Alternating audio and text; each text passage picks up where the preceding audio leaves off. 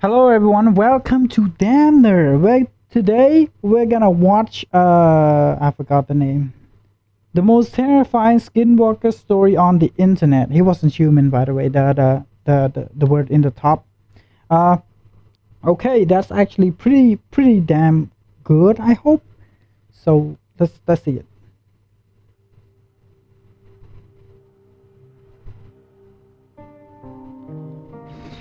As a horror narrator, sometimes a story gets sent to me that's a bit too short or a bit too long, so it's hard to fit into an upcoming script. And Yep. because of that, sometimes it sits in my inbox for weeks, months, even years, and I end up forgetting about it. This is one such story, and when I read it, I was horrified. Partially because I'd let it sit for so long, but mostly because it was marked as a true story. People change names, even locations, when they share their true stories. Others often outright fake their stories. What I'm about to share with you has no title, and the author was completely anonymous. I'll leave it up to you to decide whether you believe this or not, but it may be the most terrifying Skinwalker story on the internet.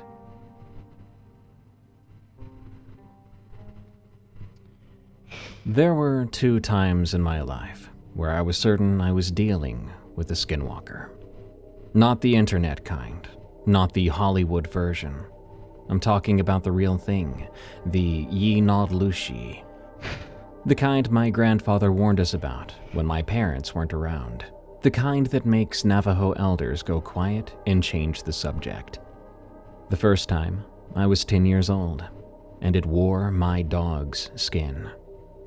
The second time, I was What? in my mid-20s, and it wore the skin of a... You don't actually know this, by the way, but I'm really scared about horror. I really do. I don't know the reason why I'm so scared about it. Maybe because the sound of screaming haunts me, or maybe something else. Something else. I don't know. But what I know is that it's actually pretty scary, and right now is one of those times. man I helped rescue from the high desert outside Cortez, Colorado. I'm going to tell you both stories, because I believe they might be connected in ways I'm only now beginning to understand. They both still keep me up at night. My name is Mason. I'm Navajo on my mother's side, and I grew up splitting time between Tulsa and Window Rock, Arizona. For 15 years, I worked as a wilderness EMT and volunteer search and rescue coordinator for San Juan County. I've seen people die in the back country, and I've found bodies that had been out there for weeks. Jeez. I've dealt with hypothermia, rattlesnake bites, falls from cliff faces, and one particularly bad encounter with a mountain lion. But nothing prepared me for what I found during that search in 2006. Let me start at the beginning, with the first time. I was 10 years old the summer my grandfather told me the story. This would have been 1991 in late July, hot enough that you couldn't walk barefoot on the dirt roads around Window Rock. Kent and I were staying with our grandparents for 2 weeks while our parents took what Dad called a much-needed vacation. Kent was 8 years old then, all knobby knees and questions. He'd follow me around like a shadow, trying to do everything I did. Most of the time, it annoyed me, but at our grandparents' house, I didn't mind as much. The place felt too big at night, with more dark corners and creaky boards than I cared for. Grandfather didn't tell stories the way white people do. He'd mention things in passing, dropping pieces of information, and you'd have to pay attention or you would miss it. Most of the time, he'd be doing something else, like fixing a fence or working on his truck, cleaning his rifle, and a story might just come out. That day, he was skinning a rabbit he'd shot that morning. I was sitting on an overturned bucket watching him work. Kent was inside with grandmother, helping her make fry bread, or more likely, getting in her way while she fed him pieces of dough. "You know why we don't whistle at night?" What? Grandfather asked me. I shook my head. I think it will probably scare the neighbor. from what I understand. Maybe not from what I have experienced it, okay? From what I think, that's just what I think, is that you annoyed the neighbor and yeah, that's it. It was something I'd been told not to do, but no one really explained why. Whistling calls things that listen. He made a precise cut, peeling back the hide. His hands never shook, even though he was well into his 70s. Most of the time, nothing answers, but sometimes something does. He didn't look at me. He kept working. My grandfather told me about a man from Chinle. This was a long time ago, before the long walk, maybe before that. This man, he wanted power, wanted to live forever and to do things normal people can't do. So he learned the dark way, killed his own brother to do it, wore his skin until it became his. After that, he could wear anything's skin. Holy Coyote, owl, deer, even other people. I remember my mouth going dry. Did they catch him? No. No. Yes. Things like that, you don't catch them. You avoid them. Yeah. You don't say their name, and you don't whistle at night. You keep your windows closed. Okay. Now I'm getting really scared. I really do. I don't know why, but it's actually pretty scared. I don't want to watch this anymore. Now that I think about it, I really don't want to watch this. Okay, let's continue. If I couldn't, I will not watch it. Oh, I thought. Okay. And your door's locked, and you never invite something inside. He finally looked at me. And if you see something that doesn't move right, that doesn't sound right, even if it looks like someone you know, you run. You understand me? Yes, sir. I mean it, Mason. You see your brother, your mother, your father, and something feels wrong. You run, because it's not them anymore. He went back to the rabbit. We didn't talk about it again that day, but that night I lay awake in the small bedroom I shared with Kent, listening to every creak and groan of my grandparents' house. The window was open. It was too hot to close it, and I stared at the gap in the curtains, scared I'd see something looking back. Kent was asleep in the other bed, breathing steady.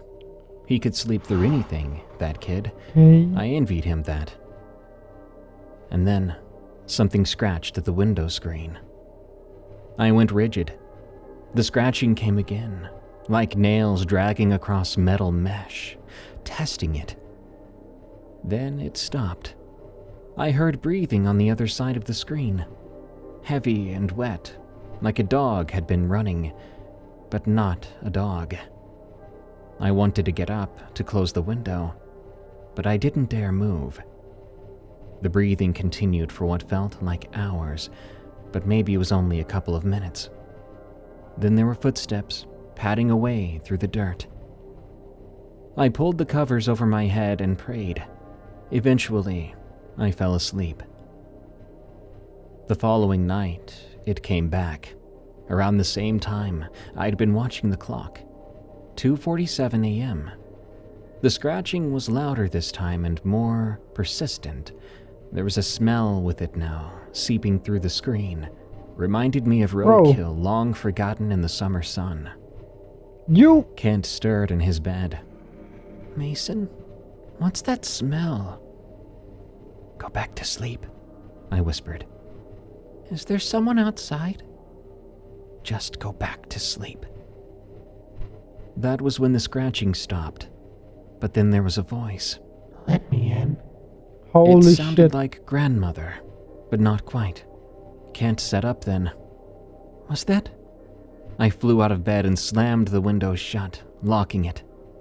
Whatever was outside made a sound. Not quite a laugh, but not quite a growl either. Then it moved away.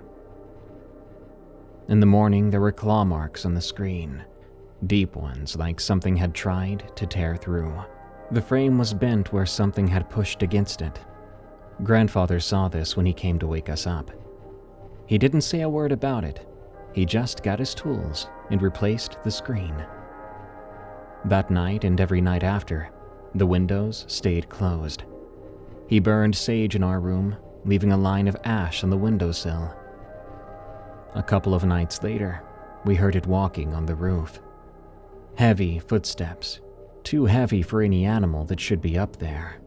It stopped right above our room.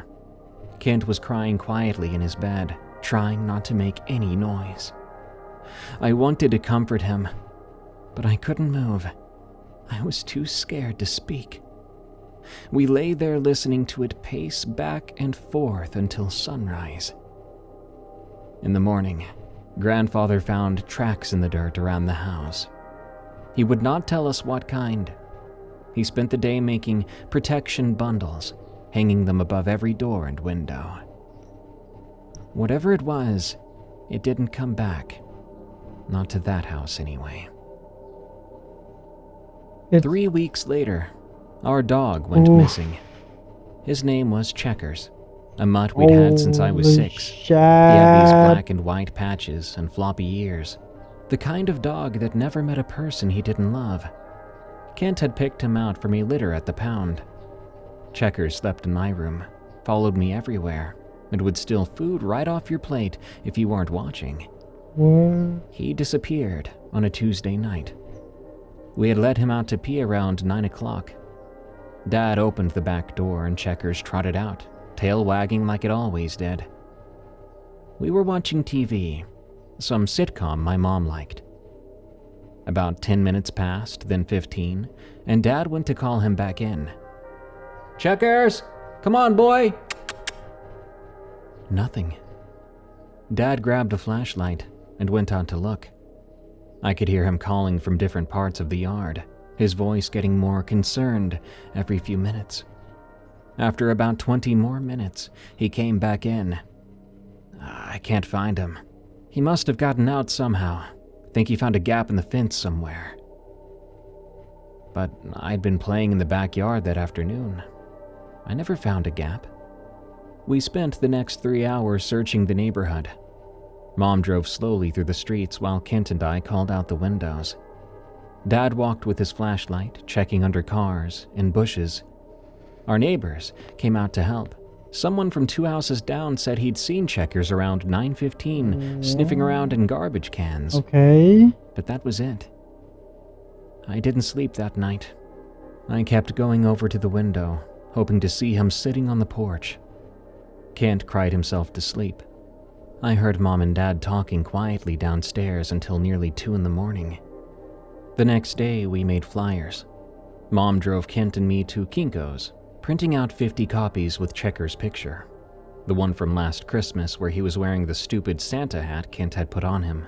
It read, "Missing dog, family pet, reward," and we put our phone number on the bottom.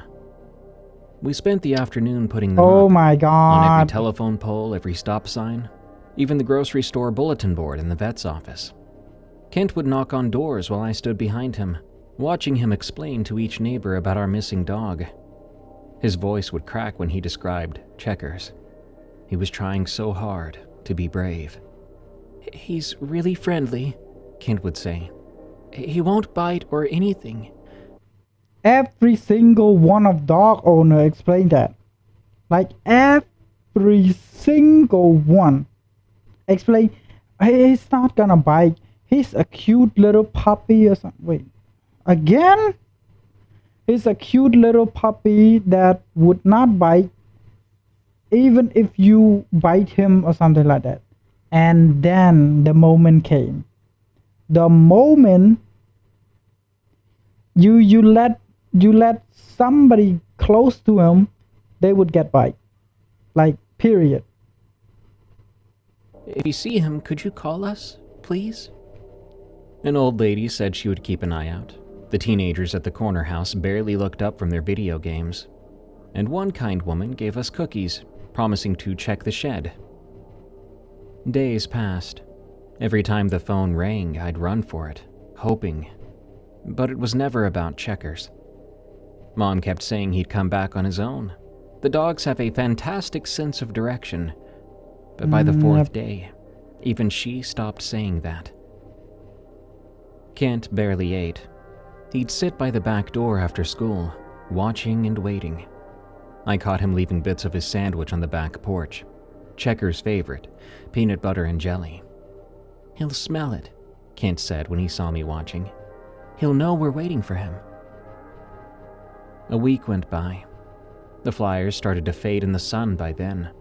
Mom gently suggested maybe we should think about visiting the pound, see if there were any puppies that needed homes. Kent ran to his room and slammed the door. I heard him sobbing through the walls. Then there was the false hope. Someone called on day 10, saying she'd seen a black and white dog in the park. We ran there. Kent was still in his pajamas. But it was someone else's dog. A female with different markings. Ah, damn. Kent's face when he realized. I'll never forget that. It was like something broke inside him.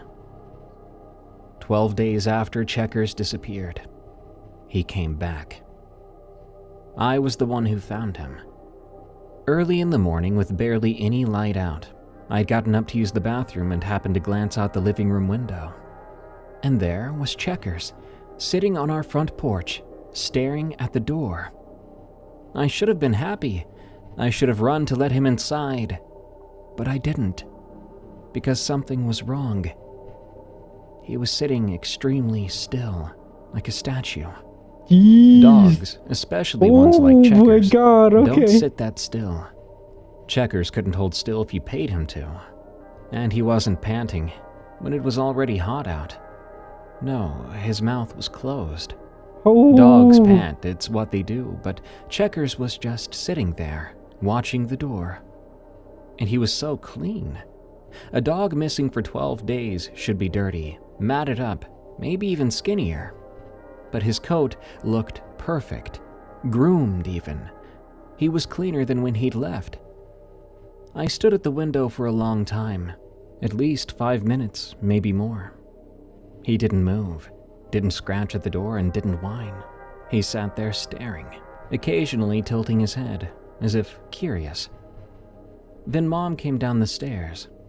"Mason, what are you doing up?" "Checkers is back," I said. She rushed to the window, made a happy sound, and headed for the door. I grabbed her arm. "Wait." "What, honey? He's been gone almost 2 weeks." The dog stood up then. The way he moved was very peculiar. It's hard to explain better than that. Like the actors and puppeteers on Sesame Street trying to handle a puppet. His back legs locked, then his front legs, and he sort of levered himself upright instead of standing the way dogs stand. Mom hesitated. His head swiveled toward her. Not turned, but more like a swivel, and his eyes were weird too. Dog's eyes. Oh my God! I'm getting goosebumps. I really don't. I really am. Oh my God! Catch the light. But Checker's eyes that morning were flat black. Mom opened the door.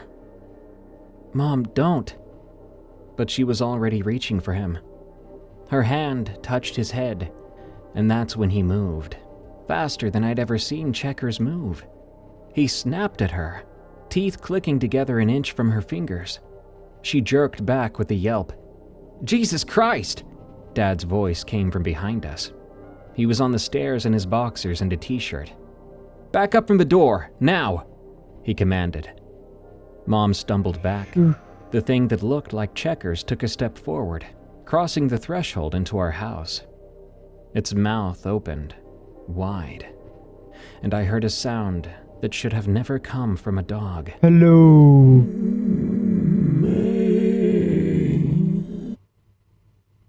What the fuck? I'm 1 second to... I'm getting goosebumps. I really am. I don't know. Am I cooked? Am I cooked, chat? What happened? What happened to me? Why? Holy shit, what the fuck? Oh my God.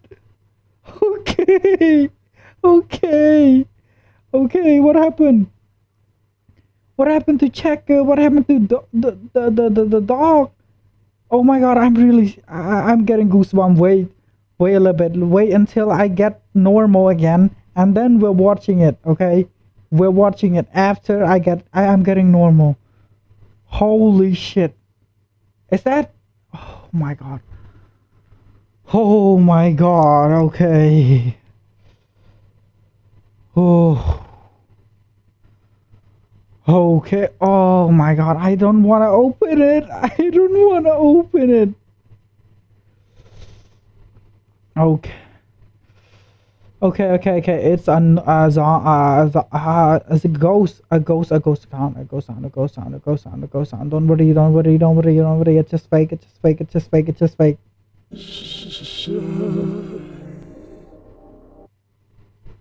Help me!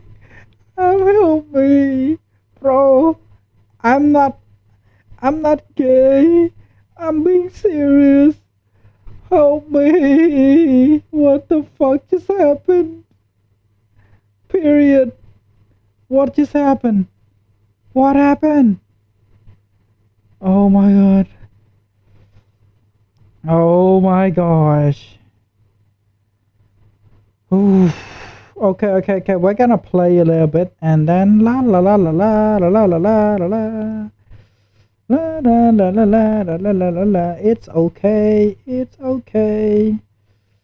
That's just. Oh my god. I forgot. That's just normal sound. That's just normal sound. That's normal sound. That's normal sound. It's okay. It's okay, right? It's supposed to be okay. Okay. It's good. It's good. It's fine. That's just fake. It sounded like my name. Dad grabbed the bat he kept by the front door. "Get out!" he shouted at it. The Checkers thing's head tilted the other way. Its mouth closed, and for a second, it almost looked like our dog again. Then it turned and walked off the porch. It was in no hurry. It just walked slowly. I watched it stop at the edge of our yard, and it tried to stand up. And I mean stand up, like a person, on its hind legs. It got about halfway, front paws hanging down, wobbling like it was trying to remember how to balance itself. It held that position for about 3 seconds, this horrific half-standing thing, before dropping back down to all fours. Then it ran, normal dog running, clearing the neighbor's fence in one bound and disappearing between the houses. We stood there in the doorway, the three of us, not saying anything. Kent showed up a minute later, rubbing sleep from his eyes. "What's going on?" "Nothing," Dad said. His voice was steady, but his hands were shaking. "Go back to bed." "Was that Checkers?" Nope. He'd seen it. Of course he'd seen it. "No," I said. "That wasn't Checkers." Ain't no Kent way looked at that's me, Checker. then Dad and Mom, and his face crumpled. "But it looked like him." "It wasn't him," Dad said firmly. "Checkers is gone, buddy. That was something else." "What do you mean, something else?" It's a Skinwalker. None of us knew how to answer that. Oh my god, I'm getting goosebumps. Help me, bro. Help me. Why do you have to do this? Why am I have to watch this? I thought it was cool. Oh my god. Okay. It's normal. It's normal to be scared, right? It's normal. Why would we be even scared? Called Grandfather that morning.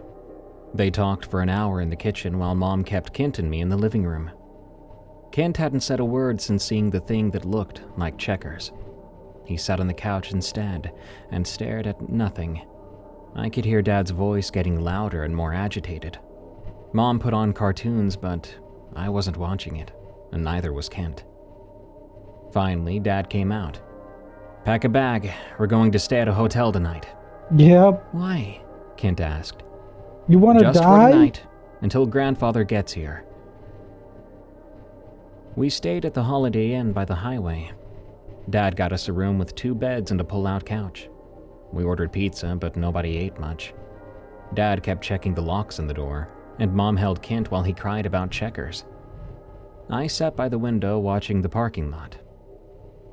"What was that?" I finally asked.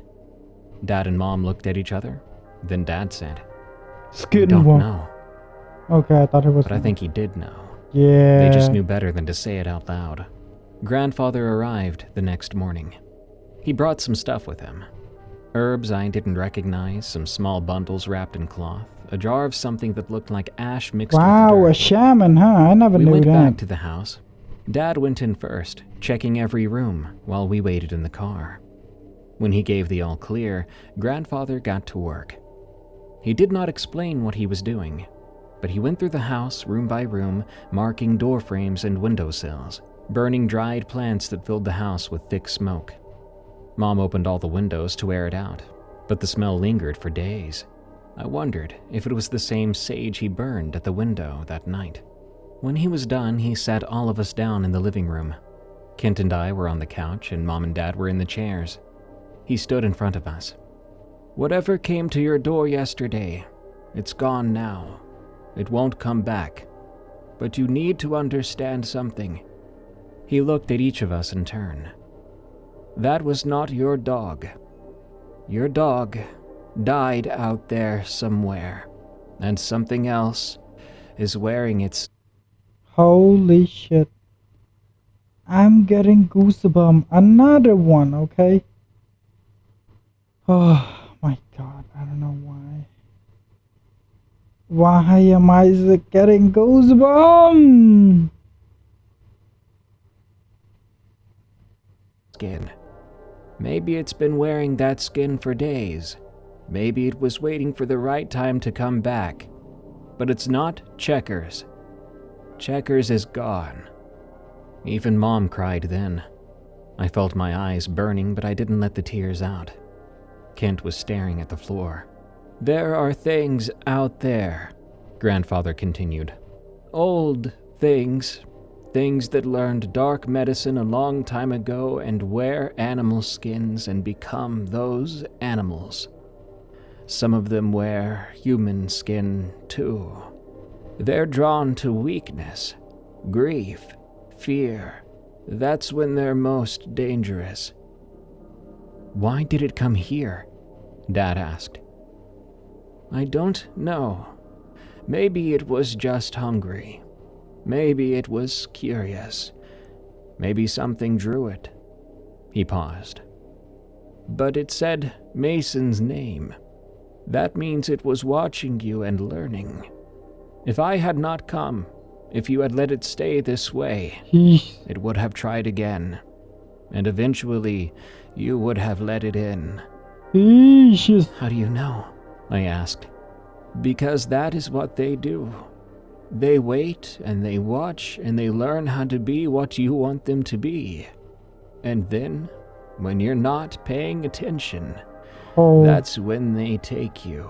Holy shit. That night, Mom and Dad sat in the kitchen, talking amongst themselves, an all too familiar sound these days. I couldn't hear everything, but I did catch pieces. "Can't be real." "Saw it. We all saw it." "Rational explanation." "Stood up. It tried to stand up like a man." "The boys are scared."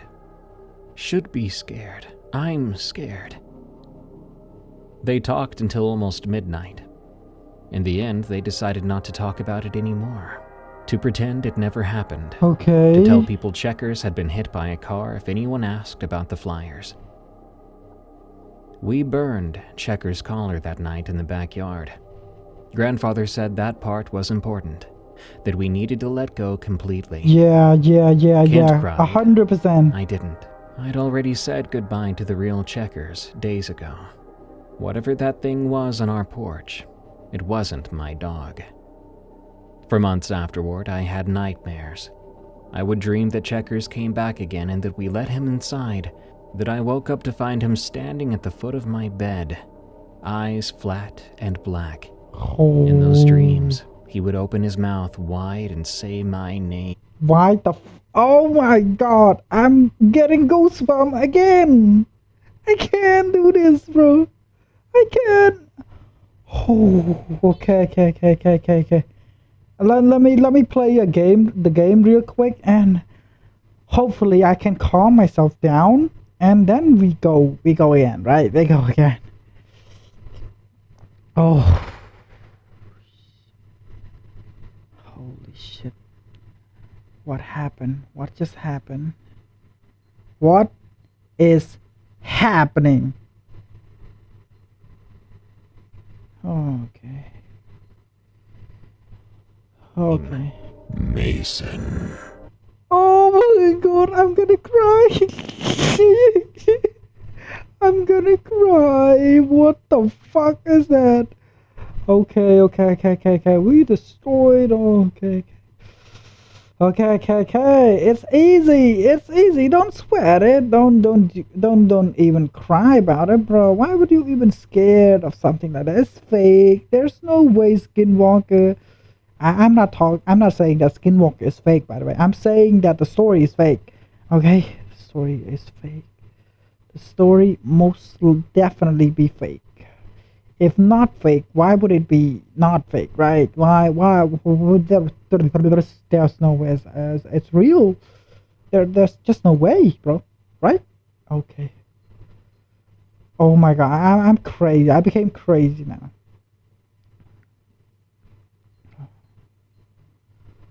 Okay. Okay. What the fuck is that? What just happened to me? I'm really scared. I'm scared the shit out of myself.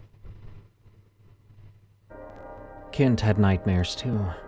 I could tell because I heard him whimpering in his sleep and calling out. He started to sleep with the lights on, and he would start checking under his bed before getting in. Even though we were just kids, he never wanted or asked for another dog. Neither did I. Yep. The nightmares eventually did stop, or maybe they just became less frequent. I learned to live with what I'd seen, packed it away in that part of your brain where you keep things you don't want to think about. It's called vault, right? Years passed. I grew up and went to college, got my EMT certification, and started to work search and rescue.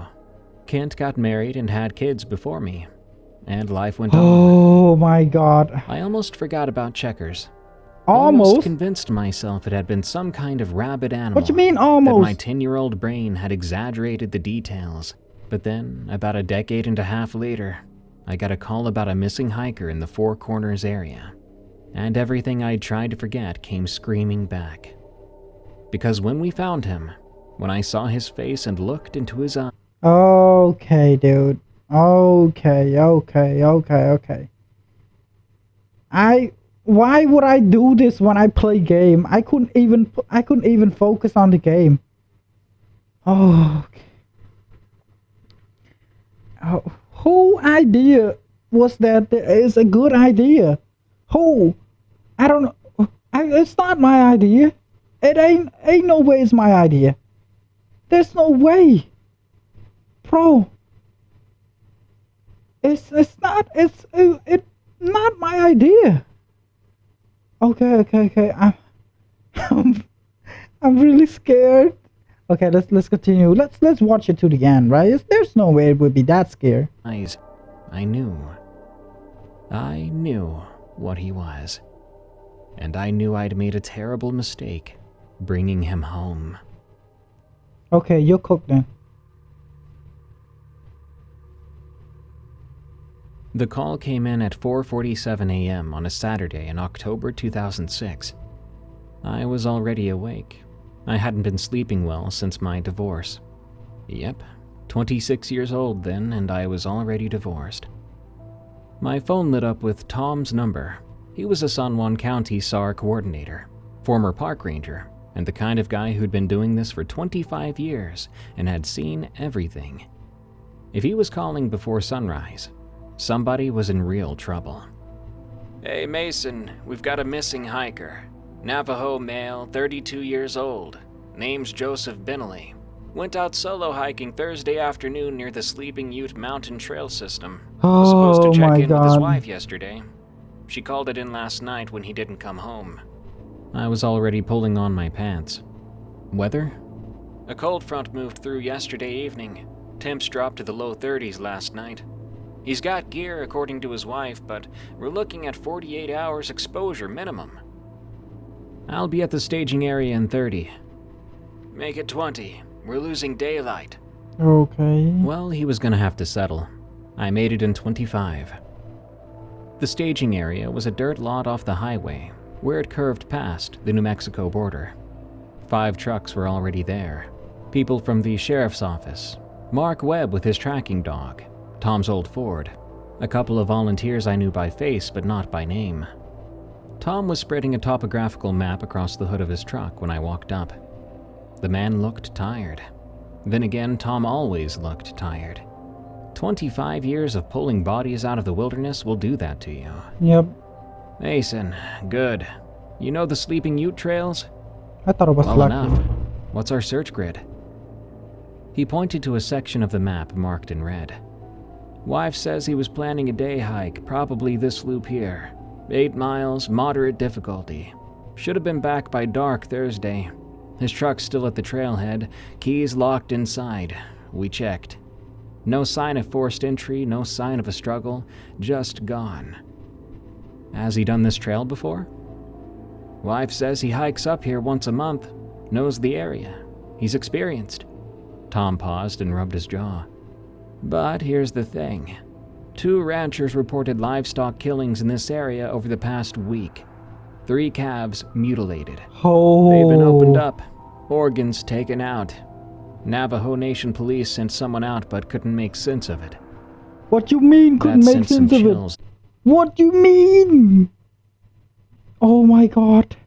That's the reason why I'm not gonna be at... Oh, lucky. That's the reason why I'm not gonna be a detective. Okay, I am, but my detective skill is mid-tier garbage. Okay? Mid-tier garbage. That's it. That's my detection. My detection award. So don't count me in with those kinds of detection. Ghost detection? What even is that? Down my spine. Predators? That's what they're calling it officially. Why the fuck would you be so brainless? I know that some people will take that kinds of answer because they didn't want it to be like, they didn't want to lose face, right? They didn't want to make, oh, I couldn't determine the cause, so now I'm losing face or something like that. Why would you even care? If you are trash about it, just say so, bro. I hate when the report became like that. Oh, a beast mutilated, a predator. What the fuck you mean predator? They only eat organ? Like what? They only eat the inside? Is that really your answer? Is that really your best guess? Like, come on. You better than this, bruh. You are better than this. But the ranchers are spooked. One of them said he found tracks near the kill site and claimed they were human footprints. They went all the way up to a barbed wire fence, then disappeared. Said there was nothing but coyote prints on the other side. What? One of the volunteers, a woman named Sarah, came up and adjusted her radio. We ready to head out? Every minute counts in this cold. We divided into 3 teams. I was paired with Sarah and Mark Webb. Mark and his dog would take point.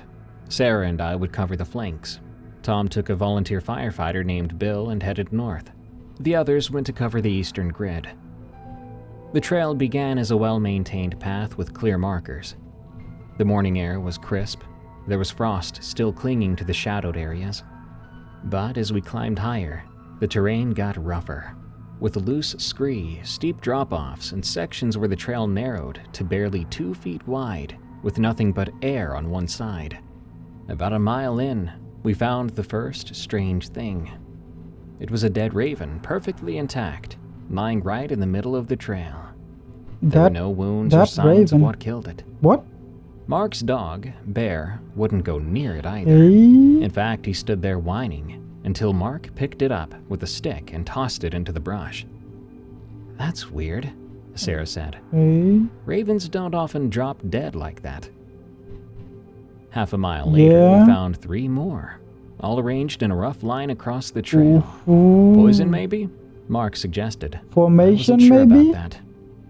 Bear had Joseph Binley's scent from a jacket his wife provided. The dog was good at his job, nose down, moving steadily up the trail. But 2 miles in, he stopped.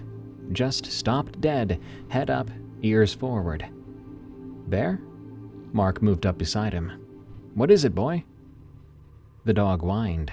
Not his normal working sound. This was high-pitched, anxious. He took 2 steps backward, away from something up the trail. "Strange," Mark said. "He's been acting weird all day. Doesn't usually spook easy. I mean it. He tracked through a mountain lion's territory last month without batting an eye." Sarah had her hand on the radio then. "Maybe he's picking up on a predator." But Bear wasn't acting like he'd scented a predator. Poor dog looked terrified. Yep, "Let me he check knows. ahead," I He the said, first one and moved up knows. past them. The trail curved around a boulder the size of a car. I rounded it, then stopped. There was a smell, not strong but distinct, a coppery and herby smell.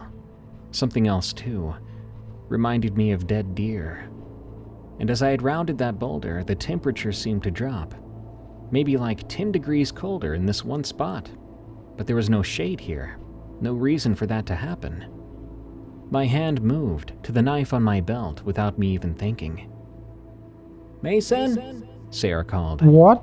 "See anything?" "Nothing," Okay. I said. Just hold on." The dirt ahead looked disturbed. Not footprints exactly, but like something had been dragged across it recently. Okay. The disturbance went off the trail and into the trees, then came back, then continued up. Please, I'm begging you, do not use the sound of Mason. That kind of sound. It's really annoying because I'm really scared. Why would you use that? Why would you use that 2 times? Bro, you don't have to do it like that. Just say it normally, bro. And maybe show it the first time and then just say it normally the second time onward. Why would you have to do it like that? The path. Whatever made it had been moving in circles, like it was confused, or like it was playing. "We should mark this location." Sarah came around the boulder. "Mark what? I don't see anything." I looked again. She was right. Staring back at the dirt, it was normal now, just a regular trail. The disturbance I swear that I saw was gone, but that smell and the cold spot were still there. We continued up. Bear eventually started to work again, but he stayed close to Mark, kept his tail low, looking back over his shoulder every few steps. Eesh. 3 miles in, we found the first piece of evidence. A water bottle, partially buried under fallen leaves. The label matched the brand Joseph's wife said he carried. "Okay," Tom's voice crackled over the radio. "We've got scent. Tighten the search grid. He's in this area somewhere." But the water bottle bothered me. It seemed to have been placed carefully. Not dropped or discarded, but placed there, with the cap on, sitting upright under those leaves, like someone had arranged it, as if someone wanted us to find it. The next 2 miles were harder going. The trail deteriorated into barely more than a game path. We had to use our hands to scramble over rocky sections. Sarah slipped once and caught herself on a pine branch. When she pulled her hand back, there was blood on her palm. What? Not from thorns, but from tiny-looking cuts, like the branch had been sharp as glass. What? What the hell? She took a closer look at the branch. It looked fine, but when she touched it again more carefully, it cut her finger, just like that. How? Ow! That's not normal. All the vegetation in this area was like that. Is that an It illusion? looked normal, but it was wrong when you looked closer or touched it. When Mark tried to push through some bushes, he jerked back. His jacket had been torn in 3 places. More carefully now, we pushed deeper into the high country. I started to notice other things. The further out we got, the fewer birds sang, fewer insects made sounds. Oh And my before god, long, okay. It had all died down, leaving this claustrophobic stillness that made every sound we made I'm getting seem goosebumps too now. loud. At 10:23 a.m., Mark's radio crackled. Team 2 has contact. We found him, North Ridge, near the Box Canyon. He's alive. What Relief you... flooded through me. Alive. We'd found him alive. No. Condition? Tom asked. There was a pause. Then, he's, walking. Looks disoriented, but mobile. We're bringing him down now. We altered course to meet up with Team 2. It took 40 minutes of hard hiking through rough terrain. I was becoming more anxious by the second. This forest did not want us here. Yeah. And for what reason, I did not know. When Sarah grabbed my arm suddenly, I nearly shouted. She said, Mason, look at that. She pointed to a tree ahead of us. There were handprints on the bark about 7 feet up. Holy Human-shaped shit. handprints, pressed deep into the wood like the tree had been soft when they were made. But that was an old tree. Had to be 50 years old at least. Make that make sense. Holy... When we finally reached them, I saw Joseph Bentley for the first time. He was sitting on a rock, wrapped in an emergency blanket, drinking from a canteen. He was in his mid-30s, average height, black hair pulled back in a ponytail. He looked tired, but otherwise unhurt. No visible injuries, no signs of exposure. His clothes were clean. That struck me as odd. 2 days in the wilderness, and his pants looked fresh.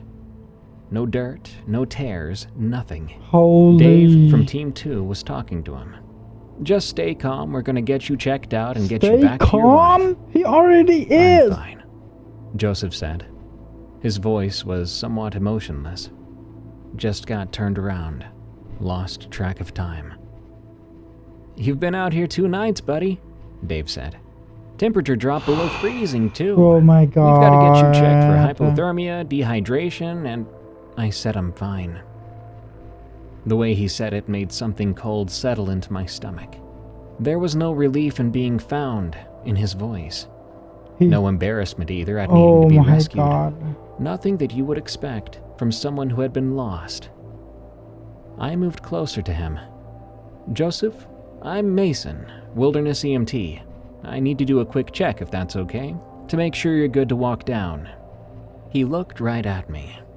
His eyes were brown, normal size, normal color. I think this one is gonna be okay because he isn't like the cat, right? The cat is like but this one said it normally, just like normal people, so I think it's okay. But there was something missing behind them, like looking at a photograph of a person instead of the person themselves. Sure, whatever you need. Yeah, what he are you said. gonna do, bro? I knelt down in front of him, pulling out my pin light. Look straight ahead, please. I'm gonna check your pupils. He stared forward. I shone the light in his right eye, then his left. His pupils constricted, a normal response. But his eyes didn't water, and he didn't blink. His eyes stayed fixed on a point over my shoulder. I counted in my head.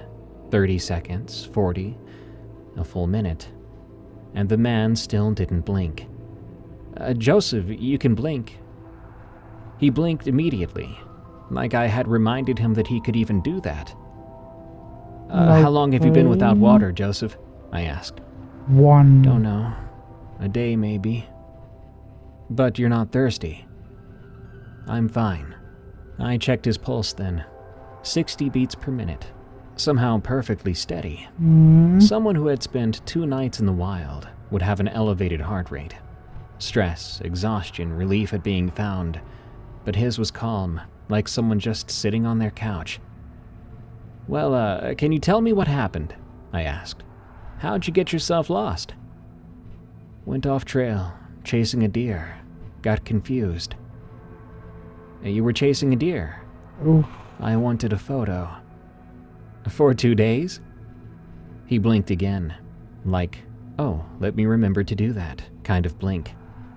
Lost my Okay. phone, couldn't find the trail, wandered. The way he spoke was so hollow, and his Okay. breath, there was something off about. If you were a professional, you would probably 100% arrest him. It's like checking his condition and then arrest him. Why? It's not because you are scared. It's because it is suspicious, right? It's suspicious. So you don't have to be, okay, you're not well, I guess. So you could go home. What the fuck does that even mean? It's just suicide at this point. But at least it's not as scary as the dog from my take. That too. It didn't fog in the cold air like everyone else's. I stood up. Well, he's showing no signs of exposure. Vitals are stable. I'd like to get him down and do a more thorough check. Sounds good, Tom said. Let's pack up, Joseph. You feel okay to walk? Yes. Joseph stood up. No trouble at all, no stiffness, no soreness, just straight up. A girl named Jessica, a younger volunteer, offered him a protein bar. You must be hungry. No, thank you. What? You haven't eaten in 2 days, right? I have. I'm fine. What do you mean I'm fine? We started the hike down then. Joseph walked in the middle of the group, flanked by Dave and Mark. I hung back with Sarah and watched. Do you think there's something off about this? Yes. I asked her quietly. Yes. She shrugged. What do you mean The guy shrug? got lost and got lucky. Probably scared out of his mind, but trying to play it cool. These people are a dumbass, okay? These NPC are a dumbass. Who shoot me? These people are really a dumbass, okay? You don't have to say any other way. Just say they are complete dumbass. But it wasn't that. I'd seen scared hikers play tough. Yeah. And this wasn't that.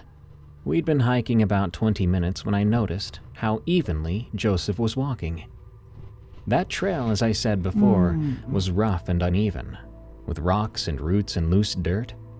Everybody was watching their footing, occasionally stumbling. What? Experienced SAR and volunteers.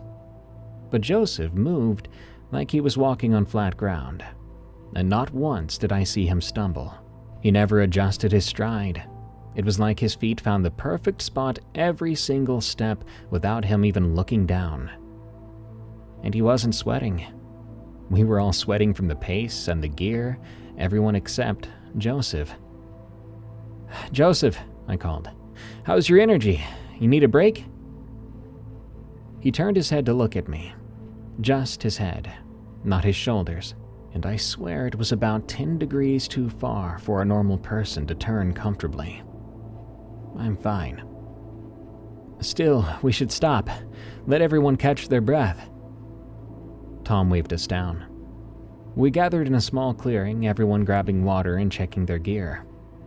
Joseph stood apart from the group. He was staring into the trees. Mark walked over to me, Bear pressing up against his leg. The dog won't go near him, he said quietly. Obviously, Bear's been he's not keeping maximum human. distance since we found him. He's not human, bro. Do you remember the dog that are scared? They scared of that entity, and that entity that entity is near the dog. What do you think was gonna happen? I then moved over next to Joseph. Your wife's gonna be so glad to see you. Nope. No response. Joseph? He turned to face me then, rotating his whole body this time, like he'd remembered that's how people move. Ah, Yes. my wife. I said your wife's gonna be glad to see you. Yes. Yes. She will be glad. She will be glad. Dave called out. All right, let's keep moving. Got about 3 miles to the trailhead. We walked, but I couldn't stop watching Joseph. The more I watched, the more wrong things I noticed. She Even his will. shadow seemed weird. Maybe I was getting paranoid and staring too long and being too judgmental. But I swear to God it seemed to lag behind him slightly, like his shadow was struggling to keep up with his form. When he stepped over a log, his shadow seemed to flow over it instead of... Bro, it's getting good. And why the fuck? Why do you make me goosebump again? jumping, so to speak. We were maybe a mile from the trailhead when Mark's dog started to act up again. Bear pulled hard on the leash, trying to get away from Joseph. He was whining, the fur on his back standing up. "Easy, Bear," Mark said. "What's gotten into you?" Ghost? Joseph stopped walking and turned to look at the dog. Bear went silent instantly. Not calm, though, but silent. His mouth was open and body tensed up, like he was still whining but without the sound. You okay, bud?" No. Mark said, pulling Bear closer. "He must be..." Joseph smiled. The smile didn't touch his eyes. "Dogs don't like me." "Why is that?" I asked. "They can tell." "Tell what?" "That I'm not right." The words hung in the air for a moment. What? Nobody spoke or replied to it. Why would you? Then Joseph laughed, and it was a perfectly normal laugh, and he shook his head. "I'm joking. I got bit by a dog when I was a kid. They pick up on the fear." But he What? wasn't afraid. There wasn't an ounce of fear in him, and the way he suddenly talked with emotion seemed so abrupt. Yeah. We kept walking. Bear stayed silent until Joseph was 30 feet ahead. Then suddenly his whining came back full force. The last half mile felt endless. The sun was high now, hot on our backs. Every time I looked at Joseph, my grandfather's words echoed in my head. "You see your brother, your mother, your father, and something feels wrong. You run. Because it's not them anymore." But I couldn't run, and I couldn't accuse him. Even I didn't fully believe the ideas in my head. We made it to the parking lot at 12:15 p.m. Joseph's truck was still there, keys still locked inside. Tom called his wife, letting her know we were bringing him to the medical center in Cortez for evaluation. This is standard procedure. Joseph didn't argue, and he didn't ask to go straight home. He nodded and climbed into the back of Sarah's patrol vehicle. I watched him through the window as we packed up our gear. He sat perfectly still, hands in his lap, staring straight ahead. Didn't fidget, didn't look around, but sat there. "Hell of a lucky find," Dave said, clapping me on the shoulder. "That guy could have died out there." He already is. "Yeah," I said. "Lucky."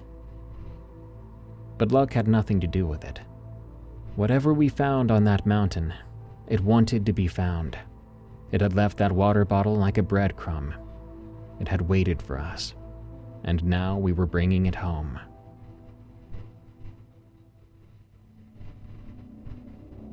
What do you mean? Okay, Sarah drove Joseph to the medical center, and I followed in my truck. The whole drive I kept thinking about calling my grandfather, but argued with myself if this really was the situation I thought it was. At the medical center, they did a full workup. I knew one of the nurses, Carla, from previous SAR operations. She was the one who took Joseph's vitals. "It's so weird," she said to me quietly while Joseph was in the bathroom. "Everything I checked was textbook the right number. Body temperature 98.6, and I checked several times with no fluctuation." She continued, "Nobody's temperature is exact. It Yes. fluctuates, and his Yes. blood pressure too. Perfect 120/8 every single time. And his heart rate is exactly 60, like someone Holy- programmed ideal vitals into a computer." Yeah. The Oh, doctor, though, you didn't not seem at all notice? concerned. Oh, my Everything came bad back then. normal, or better than normal. Perfect even. No signs of dehydration despite 2 days without water. No hypothermia despite freezing temperatures. no elevated stress hormones. "You're very lucky," the doctor told Joseph. "Most people don't fare so well after that kind of exposure." I'm just "I'm lucky. fine," Joseph said. Okay. His wife arrived an hour later. Emily Binnelly, schoolteacher, early 30s, long black hair in a braid. She rushed into the room crying and threw her arms around her husband. "Oh my God, Joseph, I was so scared. I thought—" I'm fine. She stopped, pulled back, and looked at his face. "Joseph? I'm fine," he said. You look..." Different. She touched his cheek, and I saw her flinch slightly, like his skin was the wrong temperature, even though we had just checked. "You look different." Yeah, you look different, It's huh? been a hard couple days." "No, you look better, younger. Did they give you something?" The doctor shook his head. "Just fluids and observation." Emily stared at her husband, confused. Their 2 kids had come in with her, a girl about 8 years old and a boy around 6. Ooh. They hung back by the door, not running to their father like you'd expect. The girl, Sophie, I heard Emily call her, actually took a step backward when Joseph looked at her. What? "Daddy?" the boy said uncertainly. "Hello, Michael," Joseph said. The words were right, but the tone was wrong, overly formal. Emily noticed. I could see it in her face, but she pushed through it and smiled. "Let's get you home. Oh, You must be no, exhausted." no, no, no, no, no, no, no, no, no, no, She no, hugged no, him no, again. no. This time I saw Joseph's arms come up and wrap around her, but the kids didn't hug him at all. They discharged Joseph an hour later. Oh. As they were leaving, I overheard Sophie whisper to her mother, "Why does Daddy smell different?" Hey! "Shh, honey, he's been lost in the woods for 2 days." He's been lost in the sauce. I watched them drive away, Emily talking while Joseph stared out the window, the kids silent in the back seat. That should have been the end of it. Missing hiker found safe, everyone goes home. Case closed. That night I stayed up sitting at my kitchen table with my laptop, searching for anything that might explain what I'd seen. I found Joseph's Facebook profile. His wife posted regularly. Family photos, school events, hiking trips. I scrolled back through months of posts. The Joseph in those photos was different than the person we'd found. The same face and same build, but something essential was missing from the man we'd brought down from the mountain. The Joseph in the photo smiled with his whole face, had laugh lines around his eyes, looked at his family with warmth. The thing we brought back home had none of that. Around 3 a.m., I gave up trying to rationalize it. I knew something was wrong. I thought about calling someone, Tom maybe, or my grandfather. But again, I didn't. I did nothing at all, and told myself I was being stupid. That being lost like that does different things to different people. Not everyone will handle it the same way. After all, Emily would have noticed if something was really wrong with her husband. Wouldn't have taken him home, right? I was wrong about that too. A few weeks later, I ran into Tom at the hardware store in Cortez. He was picking up fence posts. We made small talk for a few minutes about the weather and upcoming search operations. Then he said something that made my blood run cold. "Hey, you hear about the Binnelly situation?" What situation?" "Well, the wife called the sheriff's office and said Joseph's been acting strange since we brought him back. Yeah. Wandering around at night, standing in the kids' rooms while they sleep. She woke up at 2 a.m. last week and found him just standing at the foot of the bed, staring at her. Not moving, not blinking, just staring." "Jesus, what did the sheriff say?" Tom shrugged. "Not much they can do. Guy hadn't broken any laws. They suggested she get him to see a doctor, maybe check for a head injury we had missed. PTSD from being lost." He paused. Then he looked around to make sure no one else was listening. "Sarah did the wellness check, said Joseph seemed fine when she talked to him. Polite and cooperative, but she said something felt wrong. Said when she walked into that house, it felt like walking into a meat locker. It was too cold. The heat wasn't on and the windows were all open in the middle of October. Kids were wearing winter coats inside. I wanted to tell him then, to say what I had been thinking, but the words stuck in my throat. That's gotta be some kind of trauma, I managed. 2 days alone in the wilderness can mess with your head. Yeah, Tom said, but he didn't sound convinced. There's more, though. Emily told Sarah that Joseph doesn't really sleep anymore, just sits in a chair all night and faces the wall. He doesn't want to eat. She's tried everything, his favorite foods, takeout, even just soup. But he won't touch it. Says he's not hungry. It's been 2 weeks, Mason. 2 weeks without eating. Over the next few months, I heard things. Not directly. I wasn't close to the Bentley family, but through the small-town network. Stories that got stranger as time went on. Emily had taken the kids to stay with her sister in Farmington for a few weeks. When someone asked why, she said Joseph needed space to recover. But her sister, Maria, told people the real reason. The kids were terrified of their own father. Yep. Sophie had woken up one night to find Joseph standing in her doorway, smiling at her in the dark. Not a normal smile either, she claimed. When Emily asked him about it, he said he was just checking on his kids. But Sophie swore his eyes had been reflecting like a cat's eyes that night. Eesh. Joseph had been fired from his job at the tribal administration office after 3 weeks. His coworker told me about it when I ran into him at the gas station. Oh, it wasn't any one thing, Ben said. Just everything was wrong.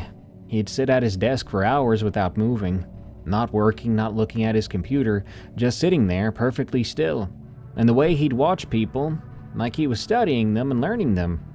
Janet from accounting said she caught him at her desk one morning before anyone else got in. He'd been going through her personal photos. When she asked what he was doing, he said he was practicing. Practicing what? Practicing being normal. That's what he said. Practicing being normal. Someone saw him walking along the highway at 3 a.m. one night, miles from his house.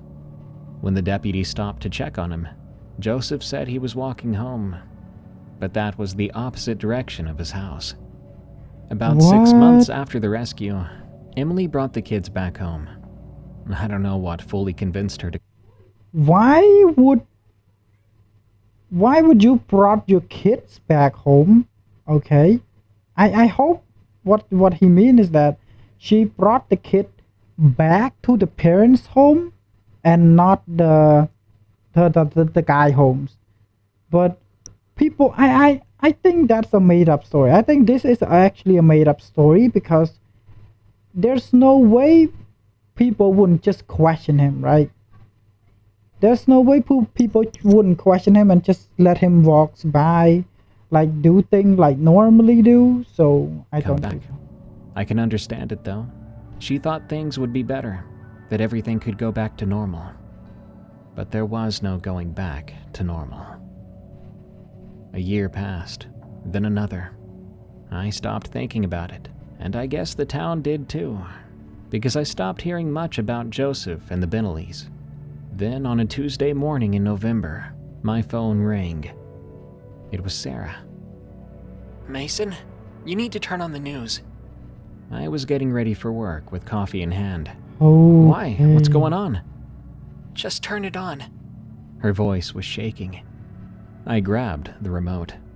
The local news was showing footage of a house fire, smoke billowing into the early morning sky, all black and thick. The banner at the bottom read, "Breaking, multiple fatalities in Cortez house fire." Then they showed the address. It was Joseph Bentley's house. Jesus Christ, I whispered. Okay, They're saying now you 3 know. dead. Emily and both the kids. Sarah said. Okay, you're cooked, And it bro. wasn't from the fire. They had single gunshot wounds to the head while they were sleeping.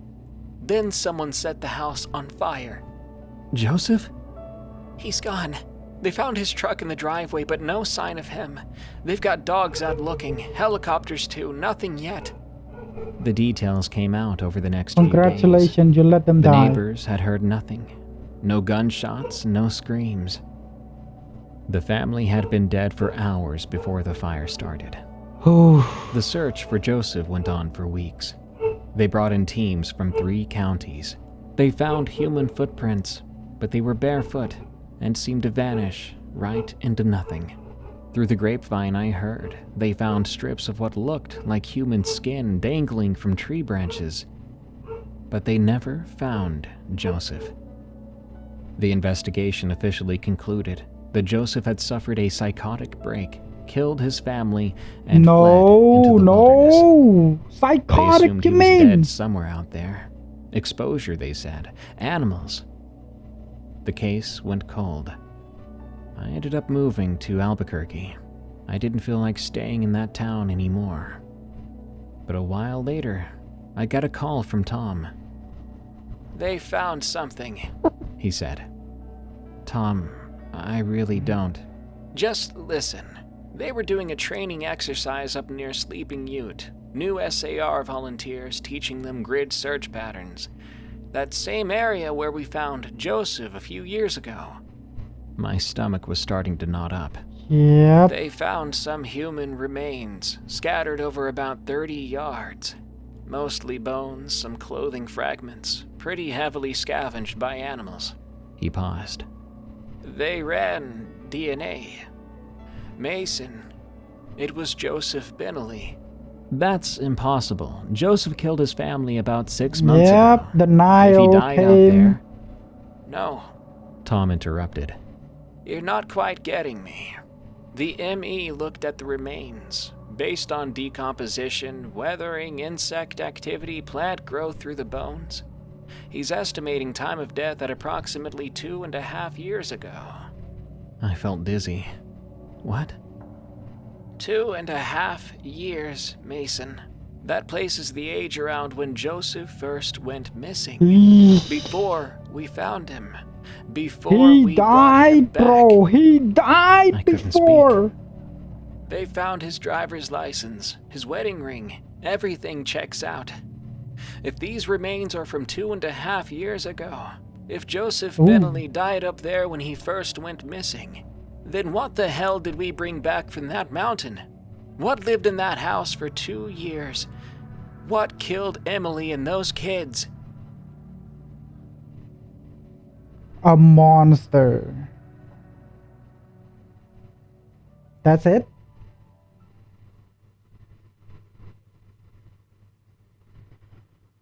Holy shit, you brought a Skinwalker. Oh my god. Oh my god.